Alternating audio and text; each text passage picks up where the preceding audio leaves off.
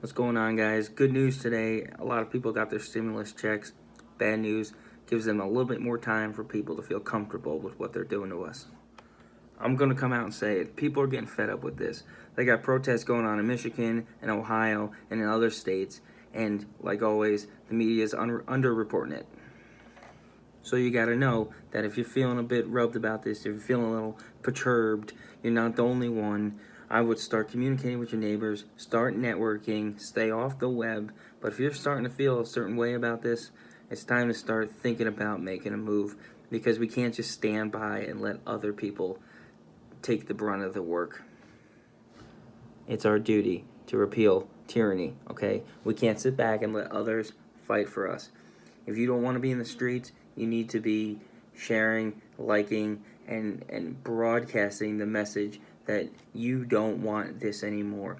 You have a right to be at work. You have a right to shop at a grocery store without a mask on. You need to take action. If it's not protesting, if it's not, rioting or actually physically being there, you can support people who are doing it by not turning a blind eye to this, being involved, and staying aware of what's going on.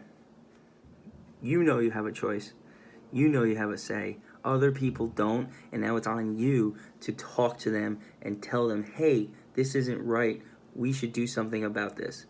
It's your job now, while we're boiling, to get more people on board with this, so that when it's time to go, we go.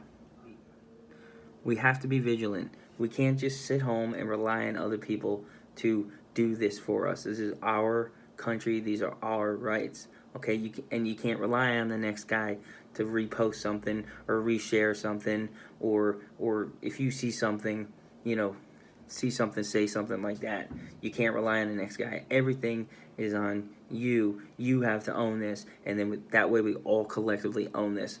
Otherwise, we ain't got a shot. And they'll keep doing it because they'll know there's no resistance. We need to show them now that we had enough. This is unconstitutional. They destroyed the economy. The numbers weren't there. It didn't work. It was a lie. It was an agenda to push a vaccine. We know it, and it has to be said, and it has to be stopped now. And we can't live in fear of being judged by our peers who are indoctrinated by this. Right? We can't be afraid to speak out, because the normal flow of the world is to keep your head down, do what you're told, and listen to the authority. This is one of those instances where it will get you killed. It will get your rights taken away, and now is not the time to be coy. Like I said, not everybody has to be that frontline soldier, but everyone needs to partake in this. You will catch criticism from your friends. They will call you crazy. They will call you, tinfoil hats. They will call you these things. But that's what they're trained to say. That's probably what a lot of us were trained to say until we woke up to the truth, right? That's how we're indoctrinated. Anybody who goes against the authority, anyone who questions, is weird or strange and dangerous. That's my theme. That's the theme here. The show's name is Dangerous Ones, because we'll be labeled dangerous for saying, hey, hold on a minute, this doesn't feel right. Hey, hold on, this doesn't seem like the proper way to be doing things. But that's not what they want. They don't want people to say, hey, here's a new way, or this is wrong. They want people to obey, obey, obey. Now listen, I got a small show. I got a small following. I'm new at this, right? I ain't got the protection that, someone like Candace Owens or somebody with a larger following has. If they disappear me, they disappear me. So everyone needs to be brave in their own way, right? Because they're relying on us to not want to be ostracized, to not want to be shut down. We all know that the Facebook is censoring conservative podcasts. And all kinds of podcast material. I got so many bots following me. If I put anything online, I'm getting shut down. I'm getting fact checked by an independent fact checker owned by liberal corporations, right? We have to be brave about this. But like I said, I'm so small, I'm probably not even a blip on their radar. But here's the thing, everybody has a role. It doesn't matter how big or small you are, right? My role here is to tell the 20 people right now who are listening, listen, you're not alone. There's 19 other people in me. There's 20 other people in the same room thinking the same way we are. So I'm telling you to be brave, be smart, pay attention. And most of us already know this, but the media is not going to be there to report on every protest, right? The only time they're going to report on it if it pushes their agenda, and that usually is going to be when somebody does something stupid or dangerous or violent, and that way they can push their agenda as pinning us as the dangerous ones. And I'm not calling for anybody to be violent. I'm calling for people to exercise their right to protest, to go outside, to assemble, to go to grocery stores without wearing a mask, to do what they know is right, what their God-given right is. It's right there in the Constitution. So I do want to share with you, I have personal experience with this. My fiance Chelsea went down to the State House here in New Jersey this past winter because they were trying to get rid of religious exemption for mandatory vaccines for all children in New Jersey. Now, they went 3 times she was down there. They tried to sneak the bill in a couple times, and we had a large presence there. I'm talking large. We had 1,000 people there the first day, and it didn't get any coverage. We stopped the vote from going through. The second time we got there, we doubled our numbers. Okay, I sat home. I was watching the live streams. I was helping to coordinate from home. Right? She went. She was the brave one. The last time they were there, 7,500 people were there. They shook the buildings. You couldn't hear inside the chamber. We had people there live streaming inside the chamber. You couldn't hear the senators speaking. It was crazy for hours. It was deafening, the noise. And every time the protesters stopped, it was eerie because of the silence. It was crazy. It didn't get the coverage. It didn't get nothing. If it's not part of the agenda, it's not getting covered. So you got to know that these big stories, in Ohio and Michigan, they're getting some coverage. But you got to know that there's other people out there who are being brave and standing up to tyranny. And you need to know that you're not alone. And we're not alone. So I want to share with you somebody I've been following for a little while here is Candace Owens. She's a Republican. She's a black Republican, and she's responsible for the Blexit movement, which was a campaign to encourage African Americans to abandon the Democratic Party and vote Republican. She's been talking a lot about this virus and how it went nowhere, and she made an interesting point on her podcast or on one of her feeds last night or the day before, and she said, what's crazy about this is that, like, New York has 9 million people in there right now, right? And it's like 20 million for the whole state, but New York, right, the epicenter of this whole thing, 9 million people. We got 10,000, I should have looked this up, but we got X amount of deaths. This is the highest. It is almost half of the total deaths in the whole country, right? But the thing that's unique about New York and a lot of cities, but New York is people come from all over. People commute there from Philadelphia, from hundreds of miles away. I live 80 miles from New York City, right? And people in my town go there. So it was supposed to be this highly contagious thing, and people were going to New York, in and out, in and out, in and out. But it didn't follow them home, right? We don't have the same numbers that we have in New York, but those aren't like, it's like an implant city is called, because people go and leave. It's not like there's 9 million people who live there. Like 3 million people, 1 to 3 million people go there every day, but then come home. These people all didn't come home and get sick. So the number, it didn't follow them home. It stayed exclusively in New York. And the hospital system there is overrun in general because they got so many people there. But then we saw that the hospitals weren't overrun. Don't forget, even with this extra, crazy, deadly disease, they didn't actually get overrun.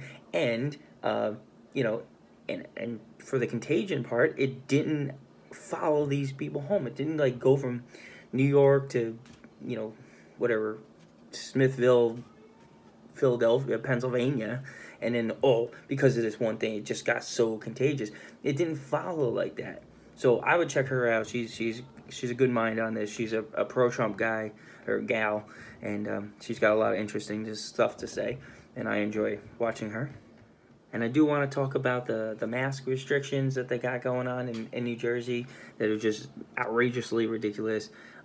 But again, there's exemptions for this. I was talking last week about how Murphy had the essential workers and everyone else had to stay home, and then he shut down the construction part of it. But if you looked at all the exemptions, you know, they left over in hospitals, bridges, roads, utility companies, warehouses. And it's like, well, what else is there to build, right? Residentials with less than 5 crews. Yeah, residential crews are usually less than 5, right?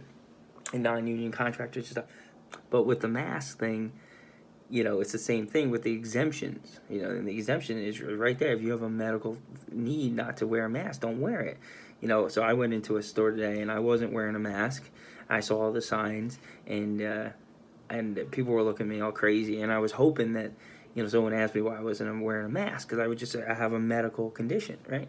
And they're not allowed to ask you, but I would have just said, well, you know, I suffer from, you know, living in a world of based in reality and facts, so I don't just scratch my head unless it itches, and I don't dance unless I hear music, right? So I do carry the thing with me just in case I do get approached. I don't want to have to spend my stimulus package on bail money, but if I can go in and not wear a mask, I'm not afraid of getting sick. I'm not saying I won't get sick. I'm not afraid of getting sick because I'm a healthy person. I know I'm not sick, and I don't want to get anyone else sick, but everyone else is wearing a mask, so I'm not going to get them sick. I'm not afraid to get sick. If I get sick, I'll get over it. So I guess the final thing to say and kind of wrap it up to kind of give you some direction here is, if you don't have a YouTube channel, or you're not, you know, big into this, you know, that doesn't have to be your fight, but if, you know, you got friends or you see people doing the research, doing the questioning, right? One, support them if they're putting it online. Support them in sharing their stuff, right? Because they're doing that work for us. You know, make sure it's not crazy, but look at it. If you agree with it, push it out, because there's someone else like you who's sitting here going, I don't feel right. And maybe they just need a push in the right direction, or maybe they're looking for answers. So support the people who are finding out the truth for us, because that's how we can continue to not be swamped down by only, you know, one side of the argument, right? So it's important. Support people who are fighting for us. And as always, please share my videos, because it helps me to broadcast out to more people, so more people can tune in and learn that they're not alone. Learn that if they're feeling weird, they're not crazy. They're just looking for some direction on how to be better. You know, and if you're thinking about getting outside and protesting and joining one of these demonstrations, you can always go on Facebook for now before they shut that down. You know, there's networks out there who you know, are organizing, get involved, be helpful. There's a lot you can do. I know when we went down to Trenton, people needed rides. You can always support by, you know, buying some water or some food, you know, donating like that. They were sending pizzas down. All like businesses were just sending pizzas down to the protesters. So there's things you can do without actually being there, but you can't sit home and just let it happen, because if you don't do anything, then they're just going to keep on taking. It's as old as time, right? Freedom isn't free. We are entitled to these rights, but if we don't fight for them, then they can just take them away. Okay, guys, so to wrap it up, I want to let you know I got a financial planner coming on next week, or a financial guy. I've been getting a lot of questions about the stimulus package, the unemployment things. I'm not a finance guy. I got the $1,200 because I didn't make $100,000 last year, so that's all I know. But I see that people are struggling with this. I have a really good friend who's right there in all this. He's familiar with all it. We're gonna have a video call next week sometime to give you some of the answers. So feel free to send me your questions, and we'll you know, make sure we cover that in the program. Okay, guys. Good night.